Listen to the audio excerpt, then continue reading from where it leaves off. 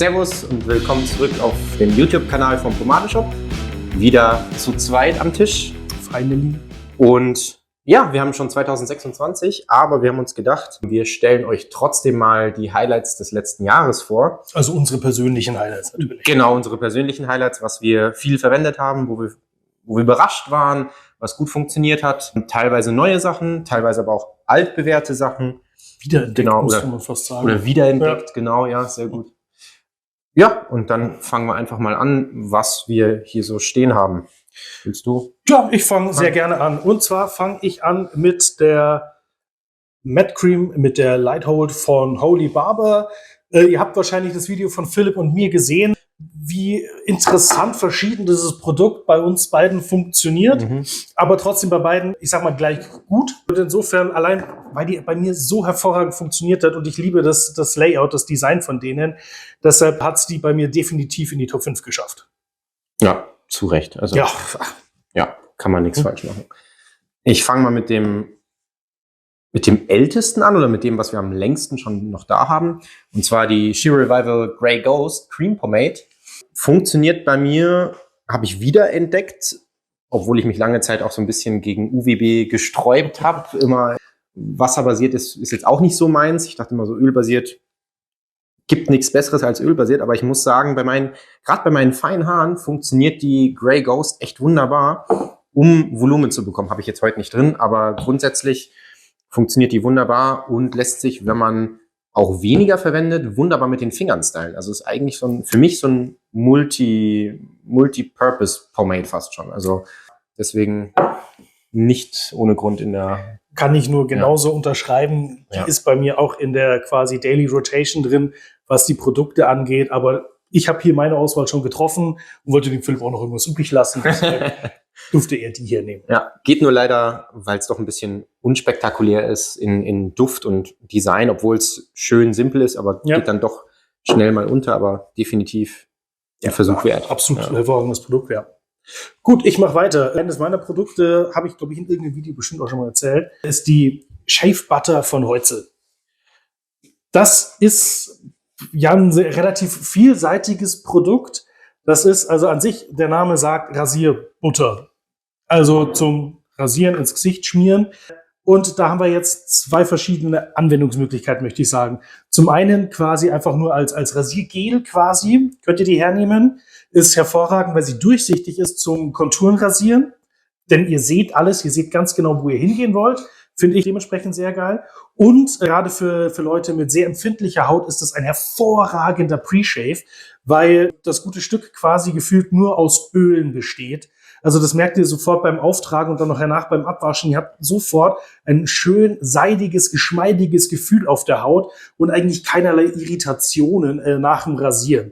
Also die kann ich tatsächlich so ziemlich allen Leuten, die sich regelmäßig rasieren, nur wärmstens empfehlen und ans Herz legen. Ja, benutze ich auch.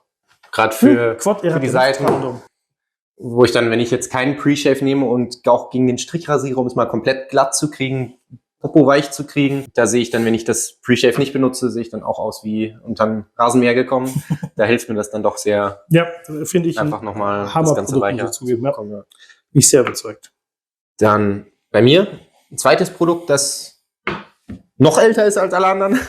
Und zwar die Bayreuth-Bürste. Jetzt nicht in Kombination mit der Grey Ghost, aber in Kombination mit sehr leichten Pomaden, mit auch zum Beispiel, bei mir ist sie ja nicht so fest, die Holy Barber Matte Cream oder einem Hair Tonic, funktioniert das bei meinen feinen Haaren wunderbar, um einen Slickback zu bekommen. Und ich krieg's tatsächlich mit keiner anderen Bürste oder keinem anderen Kamm so schön den Slickback wie mit der Bayreuth-Bürste. Gerade weil es eben so auch durch die Fläche einfach die Haare anlegt. Das heißt, ich gehe einfach drüber und dann hat sich's. Also wenn schnell mal die Frisur gemacht werden muss oder nur ein Slickback dabei rauskommen soll, dann ist für mich die Bayreuth-Bürste für den Zweck eigentlich ungeschlagen. Und ich meine, bei dem Preis und der simplen Aufmachung kann man halt auch einfach nichts sagen. Ja. Und auch wenn es nur darum geht, ein bisschen den Kopf zu massieren. Als Kopfmassage-Ding. Das stimmt, ja. Weil für ein Slickback oder so funktioniert die bei mir leider überhaupt nicht. Dafür sind meine Haare nicht gerade genug, da sind sie zu wirr. Aber mal für so ein bisschen entspannte Kopfmassage einfach nur ein Hair Tonic oder sowas richtig schön einmassieren. Dafür ist das Teil hervorragend geeignet und hinterlässt einfach ein super tolles Hautgefühl. Ja. So Kopfhautgefühl. Bin ich schon wieder dran, oder? Ja, du bist schon wieder dran. So, dann bin ich dran. Und zwar mit einer in unserem Sortiment dieses Jahr neu dazugekommenen Marke. Und zwar Brosh. Brosh hat im Grunde eigentlich nur fantastische Produkte, natürlich. Ja. Aber ich bin ehrlich, die Fiber Pomade von Brosh, die hat es mir am allermeisten angetan. Die hat mich von der ersten Verwendung an einfach umgehauen. Ich glaube, im Review habe ich es auch schon gesagt. Ich bin ganz, ganz, ganz großer Fan davon. Macht Spaß. Die ganze Marke finde ich toll. Hat ein tolles Konzept. Design gefällt mir. Und eben gerade die Fiber ist für mich eine super, super tolle UWB. Hat mich absolut abgeholt. Steht auch bei mir daheim im Schrank. Ja. Genau. Mehr brauche ich, glaube ich, gar nicht sagen. Genau, von Brosh haben wir auch die Far East. Auch wenn die ist jetzt nicht bei meinen Top 5 dabei, aber auch wenn ich kein Fan von wasserbasierten bin, weil ich einfach das Gefühl nicht mag, dass sie hart werden.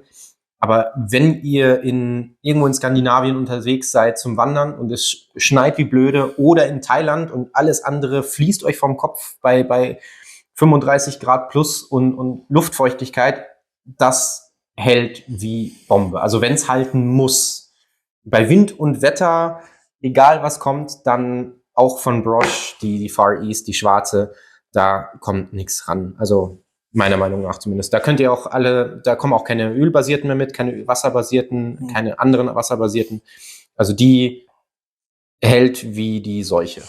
Ja, und auch bei allen Haartypen eigentlich. Also da kriegst du auch die Locken raus, da kriegst du ein Slickback, da kannst du auch ein Iro bauen. Völlig egal. Also die ist abartig. Die wissen auf jeden Fall, was sie machen. Die wissen, was sie machen, das muss man sagen, ja. Genau, dann geht's eigentlich trotzdem bei mir weiter noch. Und zwar ein Duft. Und zwar den Captain Fawcett Eau de Parfum. Also das Original oder das eigene von ihnen sozusagen. Keine Zusammenarbeit, keine Kollaboration, sondern das eigene. Und dann in dem nicht nur wunderschön überarbeiteten Flakon, wo man an der Seite, ich habe es euch vorgestellt in dem Video, also das sieht wunderbar und auch richtig schön massiv, im Gegensatz zu dem schmaleren.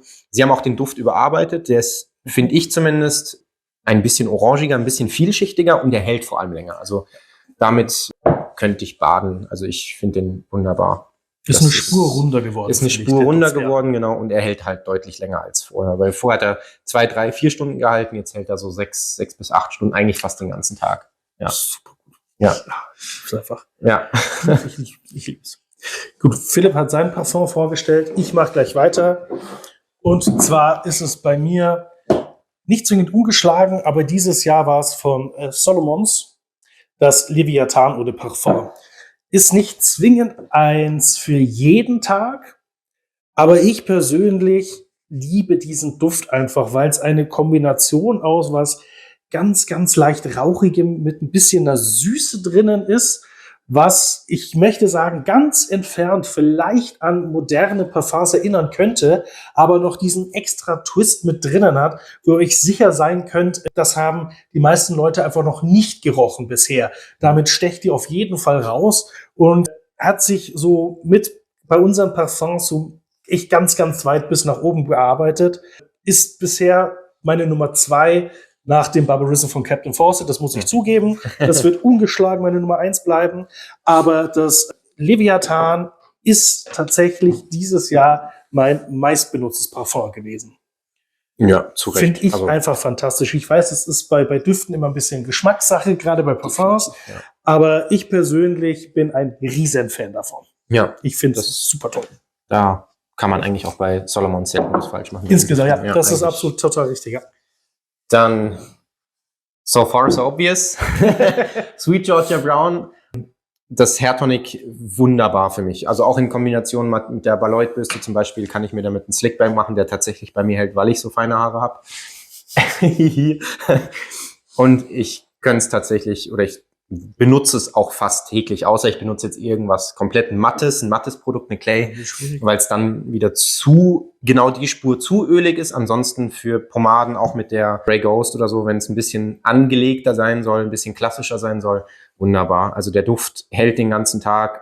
Ich liebe den Duft von Sweet Georgia Brown. Ich benutze auch das Shampoo und ich benutze es fast zu viel. Also ich benutze es jeden Tag. Also nicht mal mehr bei mir so sehr, dass das Haargefühl, auch wenn das wunderbar ist, aber durch Pomadenutzung und des Weiteren habe ich ja schon Pflege im Haar, aber ich bin einfach beim Duft, da bin ich ein bisschen süchtig. Der ist bombastisch, der Duft. Ja, und das Design ist natürlich auch der Hammer. Also gerade den Karton habe ich auch im Bad einfach stehen, weil das Blumendesign, das Rote ist halt wirklich, wirklich einfach schön. Und gerade wer in der Vorweihnachtszeit vielleicht mal im Laden vorbeigeschaut hat, in der Blumenstraße, der wird eventuell gemerkt haben, dass auch der Alex ein Riesenfan davon ist. Und beide zusammen im Laden und es hat nach nichts anderem mehr gerochen als Sweet Georgia Brown. So wie also das war ein fantastischer Duft und ich meine, das muss man tatsächlich erstmal schaffen, dass der ganze Laden nur noch Sweet Georgia riecht.